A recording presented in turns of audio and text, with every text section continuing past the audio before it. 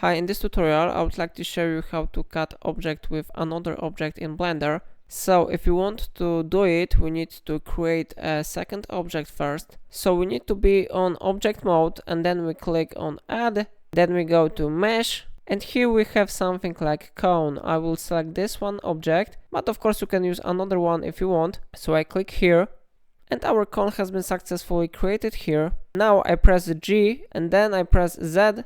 It will let me to move my object upper, so I will place it on this position. After that we need to click on our cube, and then from the right panel we need to go to modifiers, modifier properties, we need to open this one option. Then we click on add modifier, we go to generate, and here we have something like Boolean. It will let you to finish our action, so I click on this one option.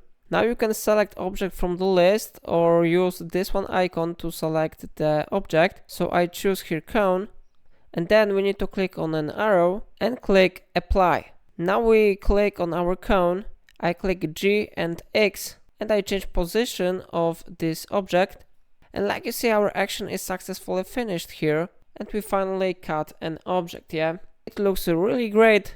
And that's all for today. If I helped you to do it, remember to like this tutorial and subscribe my channel because it really supports my work. And thank you for watching.